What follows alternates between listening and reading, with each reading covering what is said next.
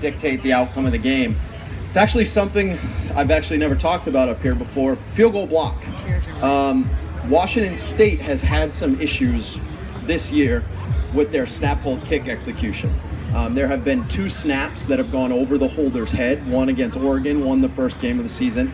And if you guys remember the end of the USC game, they had an offensive lineman go down and there was a blocked field goal. So I kind of just wanted to take you guys through this stuff because, you know, what are you looking for on these types of plays? Okay, snap, hold, kick, very important. But what are we looking for up front? From a field goal block perspective, you're looking for 2 things, penetration and elevation. So I know I have some people who probably did pretty well in geometry out here. And you go to the next clip here, Coach. That was a block. Utah blocked a field goal. If you think about the hypotenuse of a right triangle, okay? Probably the first football coach in America to ever talk about the hypotenuse of a right triangle at a chalk talk. But we have a picture. The ball crosses the line of scrimmage, okay?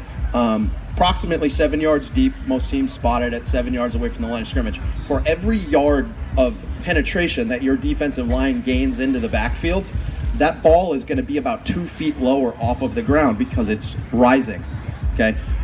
So what we try to do is we try to put as many hands as possible on what we call the flight line of the football.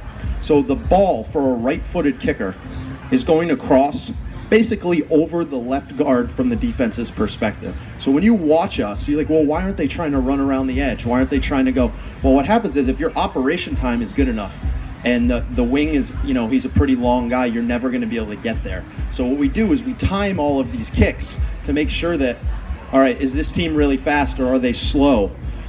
If they're slow, we'll go off the edge. But if they're around 1.27 seconds, 1.3 or less, you got no chance of getting there. So the only thing that you can do then is put as many hands and as many big bodies as you can on the flight line of the football.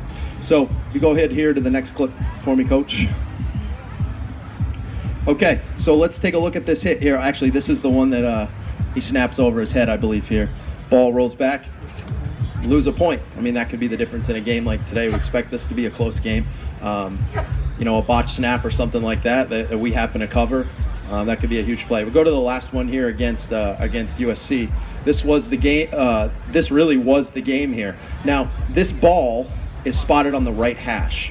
So that ball crosses the line of scrimmage, what we call it an R3 call. It'll be right here on the outside portion of that guard. Now, the closer you are to the middle of the field, it'll get more over the snapper and in the gap. So what USC does, they have a very similar philosophy to us, is they're trying to put their biggest guys. There's offensive linemen in the game, there's defensive linemen in the game, and they're there to just get as many hands up. See, 78 is the guy that comes in here. Luckily, the guard was nice enough to let him through. Hopefully that happens today. But that's our basic philosophy on field goal block. In a tightly contested ball game, one mistake can turn the tide. That's what we're hoping to jump on today. Thank you very much.